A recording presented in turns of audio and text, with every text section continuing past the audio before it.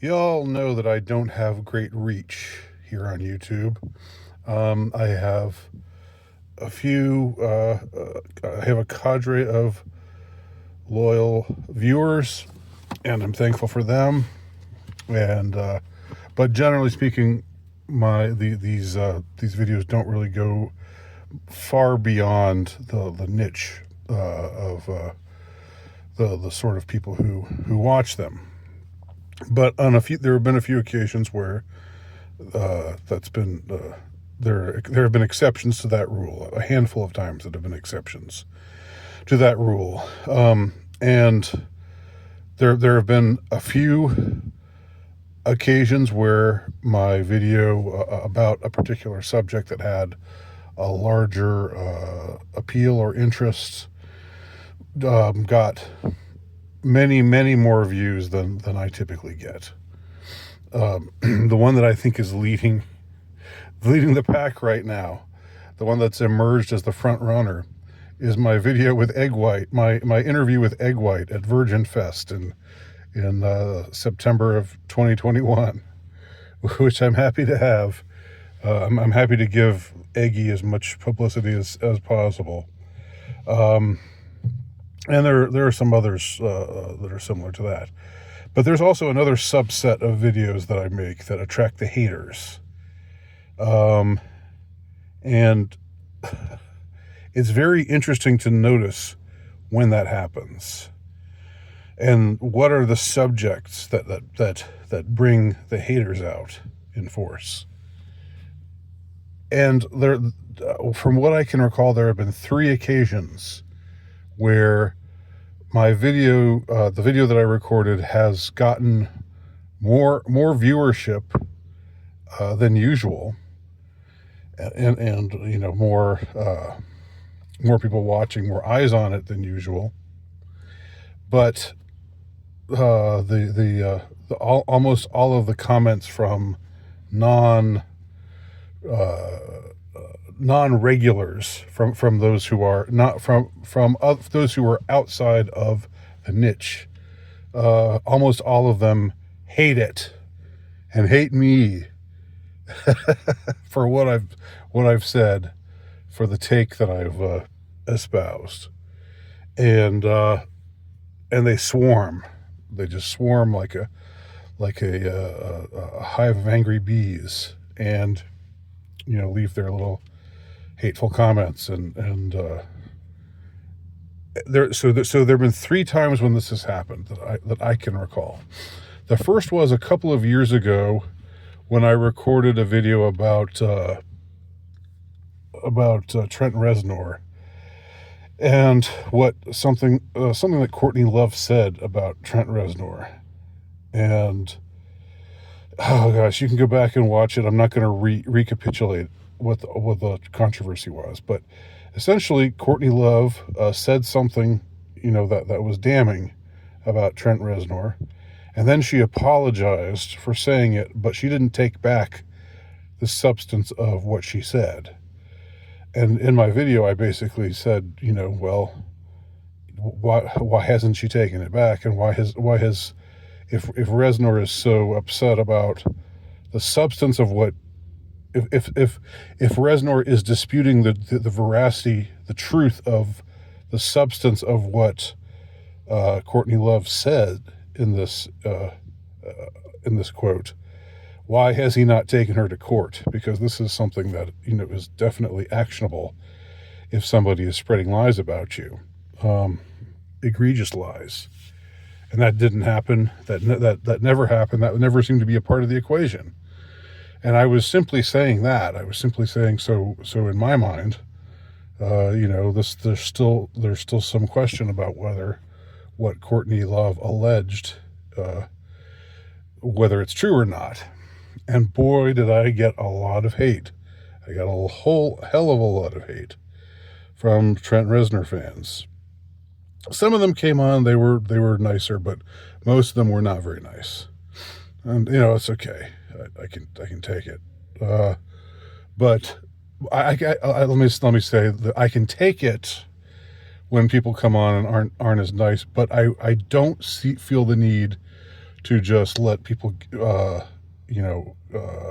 make a comment that is absolutely substance free and that is only an insult. I don't feel the need to give that person, to let that person's comment stand. If what they have to say is, if they're making a point, and if their tone is hostile, but they're still making a point, that's one thing. But if they just come on and say, something about how ugly I look, or how, just call me an idiot, or call me any number of things, but that's it. That's basically all they have to say, and there's no substance behind it all. Or if they're another thing is that they willfully misinterpret what I say, and they characterize me in ways that are not intellectually honest. I don't feel the need to give that person any oxygen. So anyway, I had this little dust up about Trent Reznor from some of his fans. And then the second time this happened was, I think, last year, when I talked about the sequel to Dune, and I just made some passing comment about wokeness, about disliking wokeness, and for whatever reason, this video, it didn't go viral, but it got more eyes on it than I typically get, and I just got a bunch of people reacting, a bunch of pro woke people, or people who would just think, oh well, everybody who complains about wokeness is just an alt-right Nazi, and that sort of thing. I just got swarmed by a bunch of people like that, and it just got to be so ridiculous that I think I should have left the video up, but I ended up taking it down just because I was tired of dealing with these people. And then the third time this happened was a few days ago, when I recorded my video about my thoughts on Andor season 2. And I focused exclusively on one particular egregious shot that affirms body positivity in a really in a way that's completely distracting from what the series or what the show is actually about. It's just there basically to stick it in your face and say, this person is beautiful. this obese woman, this BBW is beautiful. Look at her ass. She's beautiful. And there's no reason for it. It was completely, and it was a disappointment. Not just that shot, but even though that was the only thing I dwelt on in the video, but I also wrote an article about this same subject, and talked about many other things that have sprung up in Andor season 2. Andor is a Disney Star Wars affiliated show, and until recently, it was the only Disney affiliated Star Wars franchise that I actually liked. But season 2 is not doing it for me, and I think they did, unfortunately, take a turn into the predictable sort of direction of getting woke, whereas in my estimation, season 1 really didn't have anything egregious as far as that goes. So anyway, the video, the comments that I got on that video were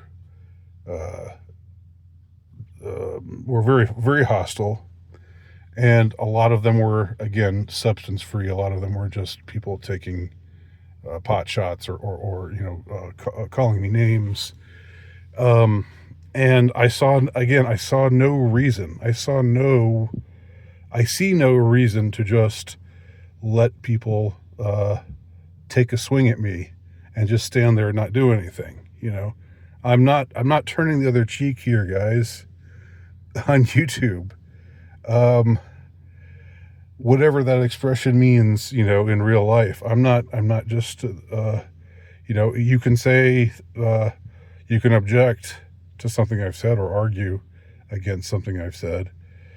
And that doesn't bother me. But when you're just insulting, and when you misconstrue what I'm actually saying in a willful manner, to make it sound like I'm saying something that I'm not saying, or like I stand somewhere where I don't stand, I don't feel the need to just correct your error, to have some kind of a tedious exchange where I'm correcting your errors, which are,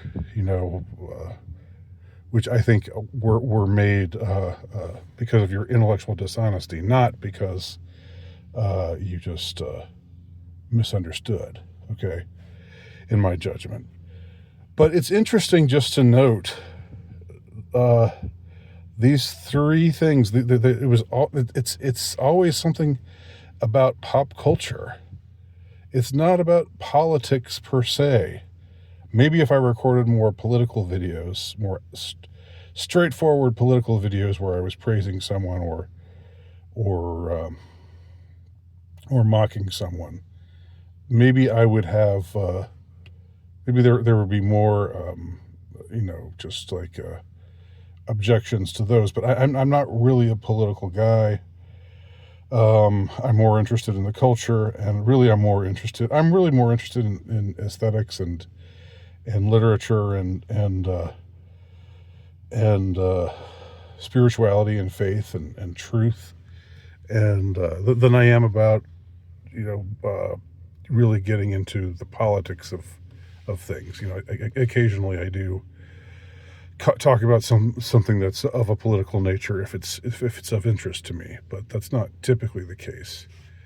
And I do find it interesting that the things people have gotten the most upset about, things that have brought the haters on, like a swarm of locusts, and they're still swarming. Like my video of my Andor video, it's getting more and more views. Now I disabled the comments so people can't comment anymore. I didn't know how to do that until recently. I didn't even know that was something one could do. But so I think it's still the same angry people coming to watch the video, but now they can't leave their insults. I'm sure that's annoying to them, but here's the world's largest invisible violin playing My Heart Bleeds for You. You can't see me, but that's what I'm doing. That's what I'm pantomiming with my hands right now. Yeah, I don't care.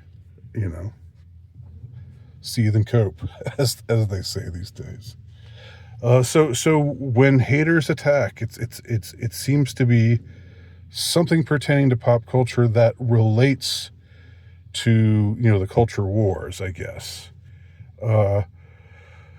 Although the stuff with Trent Reznor was really kind of it was more just people just defending him, like taking up for him and saying, white knighting the sleazy rock star, which is funny. Yeah. So anyway, I just wanted to comment on, now that the dust has settled a little bit. I just want to comment on that little dust up that happened. So those interested, we can watch my Andor video, but I more encourage you to read my article at Substack. It's the latest article that I've posted at Substack, because that's really more. There's more substance there, and in the video, I really just sort of thought it would be funny to just dwell on the ass. which I did. I dwelt on the ass, the BBW's ass, as the first shot, the opening shot of the season, where it's right in our faces. I talked about that for a few minutes. That's all I wanted to say. Thanks for listening and watching.